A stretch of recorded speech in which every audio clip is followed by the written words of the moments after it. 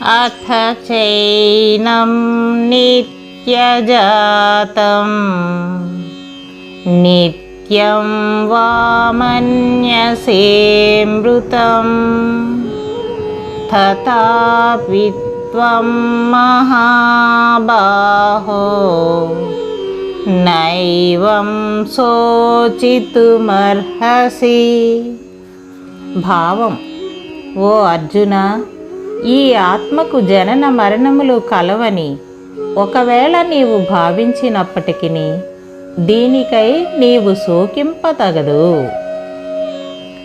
జాతస్య హి ధ్రువో మృత్యుః ధ్రువం జన్మ మృతస్య చ తస్మాదపరిహార్యేర్దే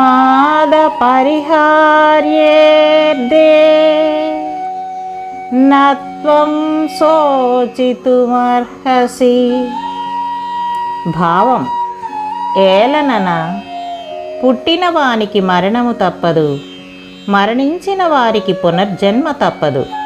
కనుక అపరిహార్యములైన ఈ విషయములయందు నీవు శోకింపతగదు. అవ్యక్తాదీని భూతాని వ్యక్తమధ్యాని భారత అవ్యక్త నిధనాన్యేవ తత్ర కా పరిదేవనా. భావం: ఓ అర్జున, ప్రాణులన్నీయు పుట్టుకకు ముందు ఇంద్రియ గోచరములు కావు, అవ్యక్తములు.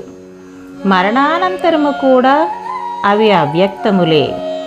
ఈ జనన మరణముల మధ్య కాలమునందు మాత్రమే అవి ప్రకటితములు, అంటే ఇంద్రియ గోచరములు అగుచుండును.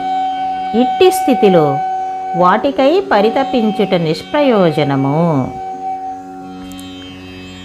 ఆశ్చర్యవత్ పశ్యతి కచ్చిదేనం ఆశ్చర్యవద్వద్దతి తథైవ చాన్యః ఆశ్చర్యవచ్చైనమన్యః శృణోతి శ్రుత్వాప్యేనం వేద న చైవ కచ్చిత్.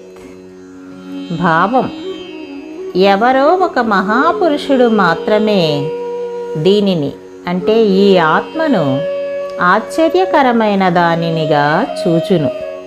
మరి ఒక మహాత్ముడు దీని తత్వమును ఆశ్చర్యకరముగా వర్ణించును. వేరొక పురుషుడు దీనిని ఆశ్చర్యకరమైన దానినిగా వినును. ఆ విన్నవారిలో కూడా కొందరు దీనిని గురించి ఏమీయూ ఎరుగరు. దేహీ నిత్యమవద్యోన్యం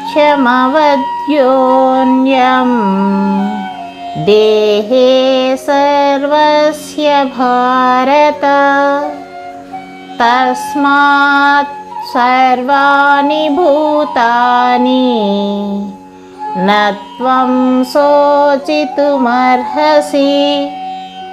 భావం: ఓ అర్జున, ప్రతి దేహమునందును ఉండెడి ఈ ఆత్మ వధించుటకు వీలు కానిది. కనుక ఏ ప్రాణిని గూర్చి అయినను నీవు శోకింపతగదు.